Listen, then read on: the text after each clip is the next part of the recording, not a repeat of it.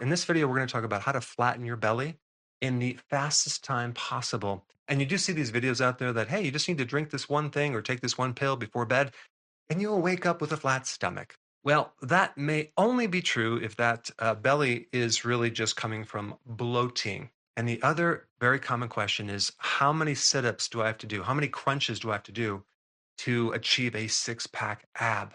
First of all, what is your abs? Well, we're talking about mainly a muscle called the rectus abdominis. And it's not just one muscle, it's a series of little packets of muscle, AKA six pack abs. Crunches might make them stronger and slightly bigger, but that's not the answer for a six pack ab. And when we deal with this rectus abdominis muscle, that muscle is mainly there to keep the insides, your guts, from coming out.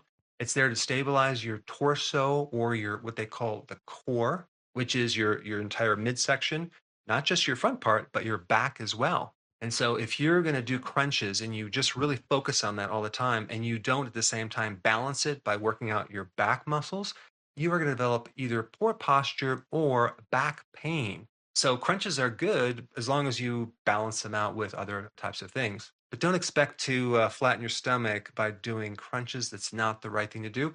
I mean, you want to do some, but it's not the thing that's going to make the big difference. And there's two different types of fat related to your midsection. You have the superficial fat, which is called the subcutaneous, that's right below the skin.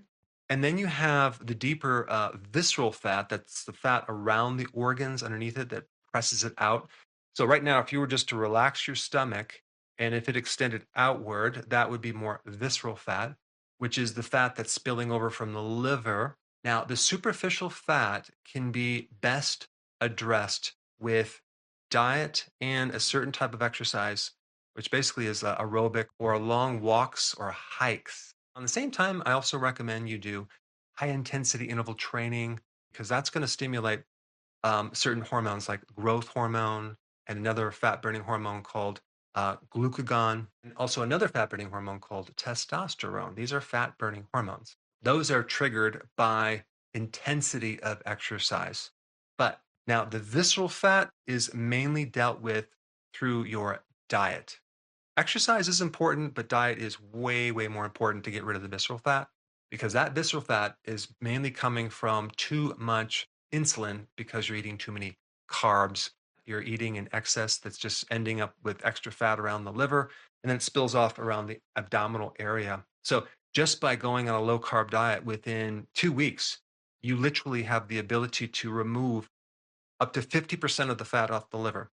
Okay. And then you give it more time, and then you're going to see your stomach start shrinking more and more and more. All right. Let's shift gears to fat burning foods. Okay.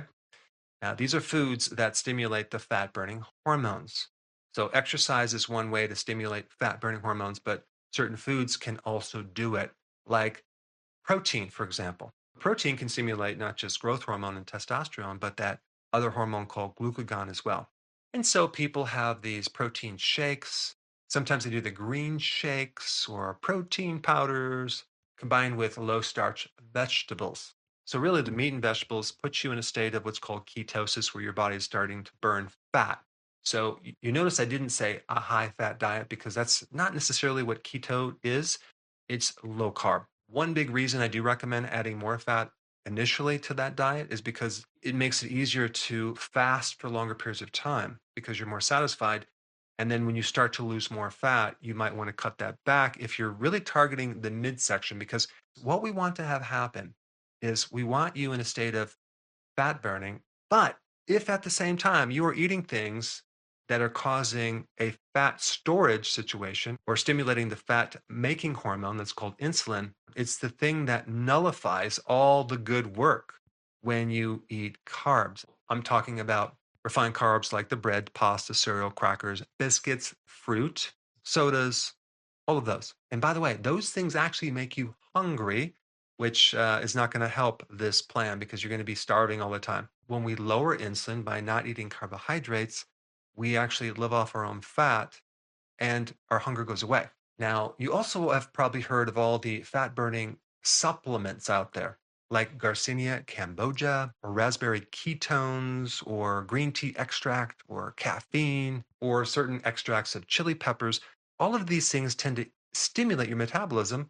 But again, if you're consuming things that are increasing your insulin, those are going to be very expensive urine because they're going to go right through you. They're not going to work. So I wanted to make a big point about that because you have to understand levels of importance, things that are really, really important and things that are trivial and things that are dependent on other things. Because the last thing I want you to do is, have this great diet, but you're eating these little carbs on the side and you kind of nullify all this good results. Another factor that's very important is the frequency of eating. Okay. If you're snacking, if you're eating between meals, that can slow things down. Why? Because one of the triggers for insulin, the fat storing hormone, is eating in general. So the less you eat, the better, like 2 meals a day or even 1 meal a day. And one really important point about that, which relates to the next topic, which is bloating, is how snacking keeps you bloated. Think about what bloating is. Bloating involves your digestive system. Okay. So many people have a big belly because of bloating. They're bloated 24/7 and they think that's fat when in fact sometimes it's not. It's just their digestive system is in a constant state of working really hard and not digesting. And so this intermittent fasting is so important to give your digestive system a chance to take a break. So the combination of eating too frequent and overeating will create bloating. And I see it all the time, especially when people after they eat, they just like their stomach is just completely, distended. If you do infrequent eating, I promise you, you'll do much, much better. This happens if you eat and you get bloated right away. It could mean that you need more acid in your stomach. And I recommend betaine hydrochloride. That's a natural remedy for bloating and gas, things like that. And you would probably want to take quite a few in the beginning, maybe 5, 6, or 7 small little tablets right before you eat. Okay. And you take that and then you eat. And then you'll find that an extra acid will help break things down much, much better. And in some people, they need more bile salts from their gallbladder. So you would take like a gallbladder formula right after the meal, maybe one or two, to help more of that. And so the lack of acid and the lack of bile can create a lot of digestive bloating, things like that. And of course, certain things like fruit will bloat people all day long. The sugar in yogurt can bloat you. And of course, the obvious stuff like the beans and the grains and all that will totally keep you bloated. And even when someone gets on a ketogenic diet and they have these little snacks with almond flour and sugar alcohols like xylitol, erythritol, oh, it's low sugar, but they put all these sugar alcohols that will just bloat the heck out of you. And then also these new functional fibers like tapioca fiber or soluble corn fiber. Boy, that will just bloat you. And these so-called clean, healthy, plant-based green shakes or protein shakes. You look at the ingredients, there's like millions of things in there, all these fruits, all these different fibers. Boy, you drink that, you're just going to be bloated, walk around, just feel distended. Not good if you're trying to have a flat stomach. And that relates to if you have IBS or some type of inflammatory condition in your gut and you're doing salads and you're doing nuts and things like that, you probably want to go on the carnivore for a while because if you have bloating, you're not going to be able to digest these things. And all it's going to do is going to ferment in the wrong place. It's going to ferment in your small intestine when it should ferment in the large intestine. And fermentation is basically where the microbes are eating up the sugars in it. The last thing I'm going to mention, and that is stress, cortisol.